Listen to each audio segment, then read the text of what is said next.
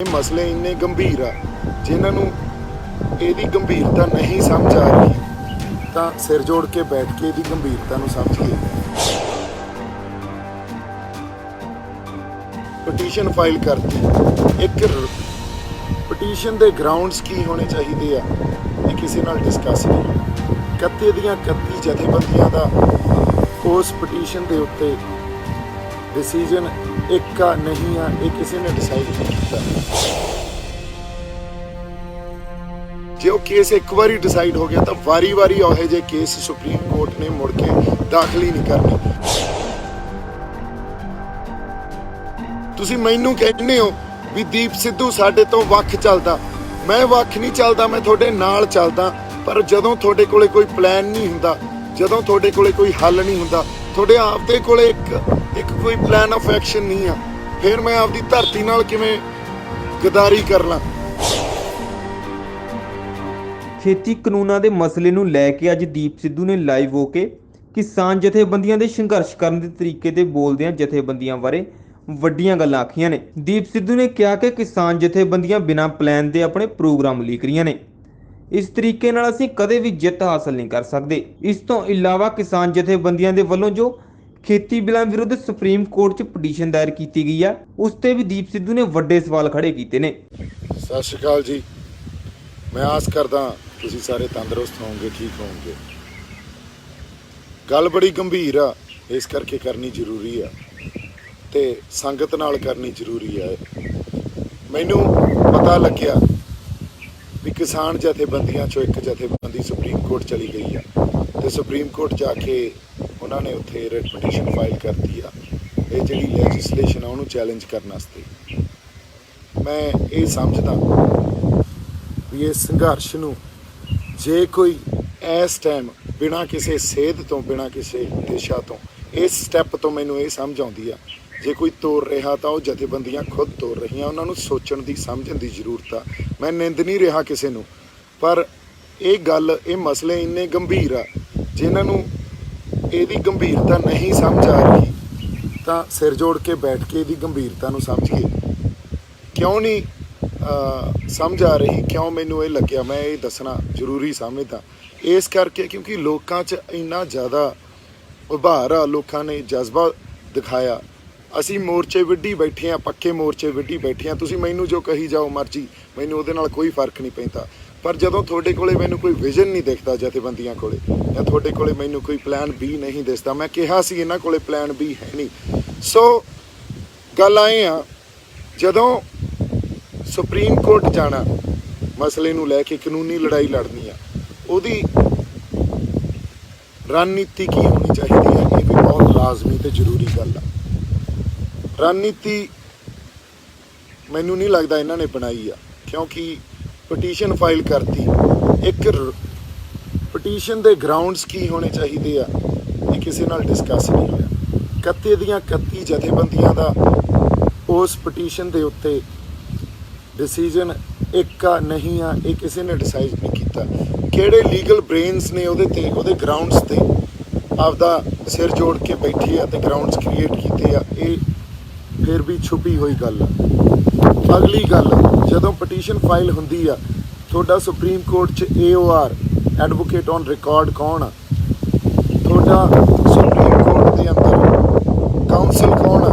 ਇਹ ਬਹੁਤ ਜ਼ਰੂਰੀ ਗੱਲਾਂ, ਕਿਉਂਕਿ ਇੱਕ ਕਹਾਵਤ ਆ ਲੀਗਲ ਫੀਲਡ ਦੀ, it's not the cases, it's the faces which makes the difference in the court. ਜਿਹੜੀ ਮੇਰੀ ਇੱਥੇ ਖਾਦਸ਼ਾ, ਜਾਂ ਮੈਂ ਕਹਿ ਸਕਦਾ ਜਿਸ ਗੱਲ ਨੂੰ ਸਮਝ ਕੇ ਮੈਂ ਅੱਜ ਗੱਲ ਕਰ ਰਿਹਾ, ਬਾਈ ਚਾਂਸ ਜੇ ਕੋਈ ਵੀਕ ਪਟੀਸ਼ਨ ਫਾਈਲ ਕਰਤੀ, ਵੀਕ ਗਰਾਊਂਡਸ ਤਿਆਰ ਕਰ ਲਏ, ਤਾਂ ਸਾਡਾ ਸੰਘਰਸ਼ ਉੱਥੇ ਹੀ ਡੁੱਬ ਜਾਣਾ।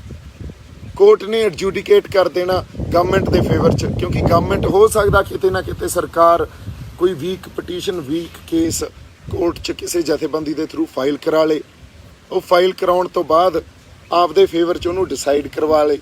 ਯੂਨੀਅਨ ਗਵਰਨਮੈਂਟ ਦੇ ਫੇਵਰ 'ਚ ਜਦੋਂ ਡਿਸਾਈਡ ਹੋ ਗਿਆ, ਅਗਲੀ ਕੋਈ ਵੀ ਪਟੀਸ਼ਨ ਫਾਈਲ ਕਰੂਗਾ that will not be ਐਂਟਰਟੇਨਡ। Court ਨੇ ਉਹਨੂੰ ਦਾਖਲ ਹੀ ਨਹੀਂ ਕਰਨਾ, ਕਿਉਂਕਿ there is a principle called res judicata, means that once a matter is decided about a subject matter, about anything which is which is probably affecting lot of aggrieved parties means ਇਹਦਾ ਮੈਂ ਮਤਲਬ ਦੱਸ ਦਿੰਦਾ। ਇੱਕ ਜਿਹੜਾ case ਪਹਿਲਾਂ ਹੀ ਐਡਜੂਡੀਕੇਟ ਹੋ ਜਾਂਦਾ, ਡਿਸਾਈਡ ਹੋ ਜਾਂਦਾ, ਜਿਹੜਾ ਬਹੁਤ ਸਾਰੀਆਂ ਐਗਰੀਵਡ ਪਾਰਟੀਆਂ ਜਿਹੜੀਆਂ ਉਹਦੇ ਤੋਂ ਪ੍ਰਭਾਵਿਤ ਪਾਰਟੀਆਂ ਜਾਂ ਜਥੇਬੰਦੀਆਂ ਜਾਂ ਕਿਸਾਨ ਜਥੇਬੰਦੀਆਂ ਉਹਨਾਂ ਨੂੰ ਇਫੈਕਟ ਕਰਦਾ। ਜੇ ਉਹ ਕੇਸ ਇੱਕ ਵਾਰੀ ਡਿਸਾਈਡ ਹੋ ਗਿਆ ਤਾਂ ਵਾਰੀ-ਵਾਰੀ ਉਹੋ ਜਿਹੇ ਕੇਸ ਸੁਪਰੀਮ ਕੋਰਟ ਨੇ ਮੁੜ ਕੇ ਦਾਖਲ ਹੀ ਨਹੀਂ ਕਰਨੇ। ਹੁਣ ਮੇਰਾ ਖਦਸ਼ਾ ਇਹ ਆ ਵੀ ਜੇ ਤੁਸੀਂ ਪਟੀਸ਼ਨ ਫਾਈਲ ਕਰਦੇ ਹੋ, ਕਿਸਾਨ ਜਥੇਬੰਦੀਆਂ ਮੈਨੂੰ ਇਹਦਾ ਜਵਾਬ ਦੇਣ। ਤੁਹਾਡੇ ਤੋਂ ਪੁੱਛ ਕੇ ਪਟੀਸ਼ਨ ਫਾਈਲ ਕੀਤੀ ਗਈ ਆ, ਕਿਸੇ ਦੀ ਸਹਿਮਤੀ ਹੈ? ਤੁਸੀਂ ਮੈਨੂੰ ਕਹਿੰਦੇ ਹੋ ਵੀ ਦੀਪ ਸਿੱਧੂ ਸਾਡੇ ਤੋਂ ਵੱਖ ਚੱਲਦਾ। ਮੈਂ ਵੱਖ ਨਹੀਂ ਚੱਲਦਾ, ਮੈਂ ਤੁਹਾਡੇ ਨਾਲ ਚੱਲਦਾ।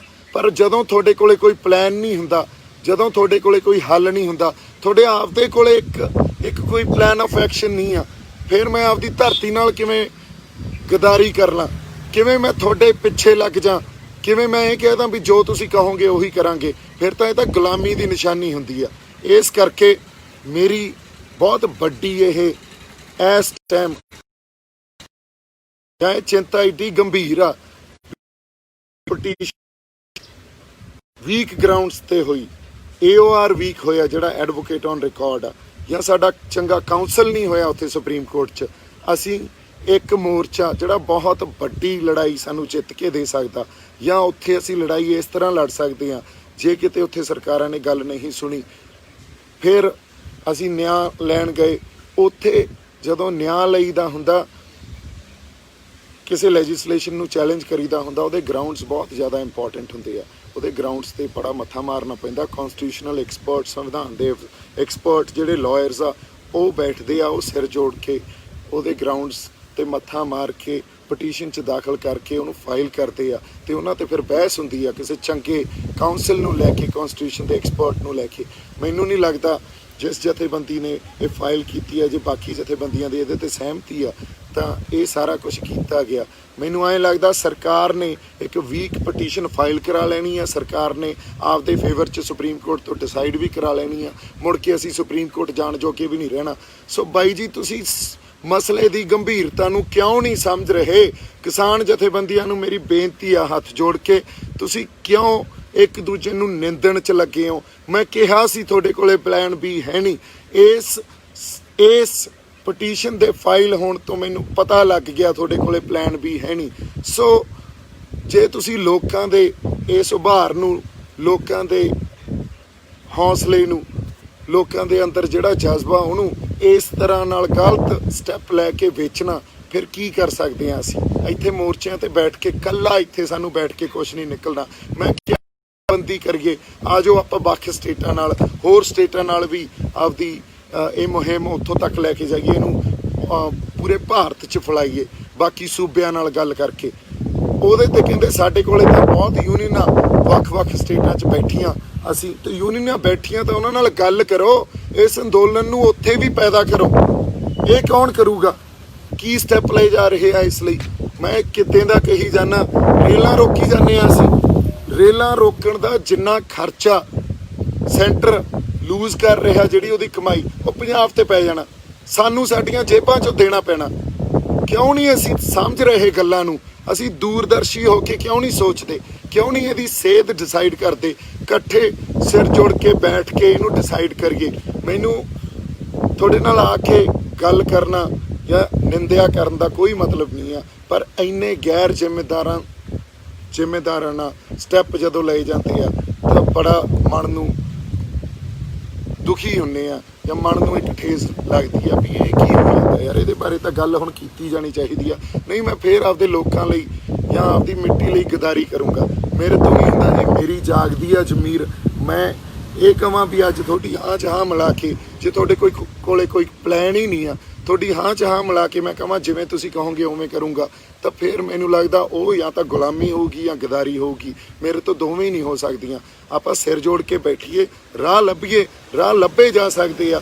ਰਾਜ ਸਰਕਾਰ ਨੂੰ, ਸਾਡੀ ਪੰਜਾਬ ਸਰਕਾਰ ਨੂੰ ਵੀ ਅਸੀਂ ਕਹੀਏ ਵੀ ਇਸ ਲੈਜਿਸਲੇਸ਼ਨ ਜਿਹੜੇ ਇਹ ਲਾਅ ਬਣ ਗਏ ਆ ਹੁਣ, ਇਹਨਾਂ ਨੂੰ ਨਿਗੇਟ ਕਰਨ ਵਾਸਤੇ ਰਾਜ ਸਰਕਾਰ ਕੁਛ ਨਾ ਕੁਛ ਸਾਡੇ ਪੰਜਾਬ ਦੇ ਸਟੇਟ ਦੇ, ਕਿਉਂਕਿ ਐਗਰੀਕਲਚਰ, ਫਾਰਮਰ ਇਹ ਸਟੇਟ ਸਬਜੈਕਟ ਆ ਕੌਂਸਟੀਟਿਊਸ਼ਨ 'ਚ, ਕੁਛ ਇਹੋ ਜਿਹੇ ਲਾਜ਼ ਬਣਾਵੇ ਜਿਹੜੇ ਸੈਂਟਰ ਦੇ ਇਹਨਾਂ ਲੈਜਿਸਲੇਸ਼ਨਸ ਨੂੰ ਨਿਗੇਟ ਕਰੇ, ਇਹਨਾਂ ਨੂੰ ਰੱਦ ਹੀ ਕਰਦੇ।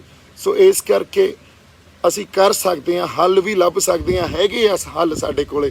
ਪਰ ਜੇ ਸਿਰ ਜੋੜ ਕੇ ਨਹੀਂ ਬੈਠਾਂਗੇ, ਹਉਮੈ ਮੈਂ ਇੱਕ ਦੂਜੇ ਨੂੰ ਨਿੰਦਣਾ, ਲੱਤਾਂ ਖਿੱਚਣਾ, ਫਲਾਨਾ ਫਲਾਨੇ ਦਾ ਏਜੰਟ ਆ, ਇਹਨਾਂ ਚੀਜ਼ਾਂ 'ਚ ਰਹਿ ਗਏ। ਤੇ ਆਹ ਜਿਹੜੀ ਪਟੀਸ਼ਨ ਪਾਈ ਆ, ਇਹ ਪਾਉਣੀ ਚਾਹੀਦੀ ਸੀ, ਪਰ ਇਹਦਾ ਸਮਾਂ ਕੀ ਹੋਣਾ ਚਾਹੀਦਾ ਫਾਈਲ ਕਰਨ ਦਾ, ਇਹ ਕਿਸ ਤਰ੍ਹਾਂ ਫਾਈਲ ਕਰਨੀ ਚਾਹੀਦੀ ਆ, ਗਰਾਊਂਡਸ ਕੀ ਹੋਣੇ ਚਾਹੀਦੇ ਆ, ਸਾਡਾ ਐਡਵੋਕੇਟ ਔਨ ਰਿਕਾਰਡ ਕੀ ਹੋਣਾ ਚਾਹੀਦਾ, ਸਾਡਾ ਕਾਉਂਸਲ ਕਿਹੜਾ ਬੰਦਾ ਹੋਣਾ ਚਾਹੀਦਾ, ਕਿਹੜਾ ਸੁਪਰੀਮ ਕੋਰਟ 'ਚ ਫੇਸਿਸ ਆ ਜਿਹੜੇ ਵਰਕ ਕਰਦੇ ਆ, ਕਿਸ ਬੈਂਚ ਦੇ ਕੋਲੇ ਜਾਊਗੀ, ਉਸ ਬੈਂਚ ਦੇ ਸਾਹਮਣੇ ਕਿਹੜੇ ਫੇਸਿਸ ਵਰਕ ਕਰਦੇ ਆ।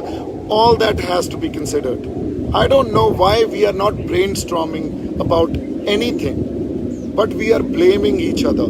So ਮੇਰੀ ਬੇਨਤੀ ਹੈ ਤੁਹਾਨੂੰ ਹੱਥ ਜੋੜ ਕੇ, ਇਸ ਲੱਤਾਂ ਖਿੱਚਣ ਵਾਲੀ ਪ੍ਰੈਕਟਿਸ ਚੋਂ, ਚੱਕ ਲਿਆ ਧਰ ਲਿਆ ਵਾਲੇ ਕੰਮ ਚੋਂ ਨਿਕਲੀਏ। ਅਸੀਂ ਸਿਰ ਜੋੜ ਕੇ ਬੈਠੀਏ। ਜਥੇਬੰਦੀਆਂ ਨੂੰ ਵੀ ਬੇਨਤੀ ਆ, ਹੱਲ ਨਿਕਲਿਆ ਆਊਗਾ, ਹੱਲ ਹੈਗੇ ਆ। ਸੋ ਨਿਮਰਤਾ ਸਹਿਤ ਪਿਆਰ ਤੇ ਸਤਿਕਾਰ ਨਾਲ ਮੈਂ ਬੇਨਤੀ ਕਰਦਾ, ਸਿਰ ਜੋੜ ਕੇ ਬੈਠੋ, ਬ੍ਰੇਨਸਟਾਰਮ ਕਰੀਏ ਤੇ ਕੋਈ ਨਾ ਕੋਈ ਹੱਲ ਕੱਢੀਏ, ਕਿਉਂਕਿ ਅਸੀਂ ਹੁਣ ਲੋਕਾਂ ਦਾ ਭਲਾ ਕਰਨਾ। ਇਹੀ ਮੇਰੀ ਬੇਨਤੀ ਹੈ ਜੀ ਸਾਰਿਆਂ ਨੂੰ। ਪਿਆਰ ਤੇ ਸਤਿਕਾਰ ਇੱਕ ਵਾਰੀ ਫੇਰ ਮੇਰੇ ਵੱਲੋਂ। ਸਤਿ ਸ਼੍ਰੀ ਅਕਾਲ।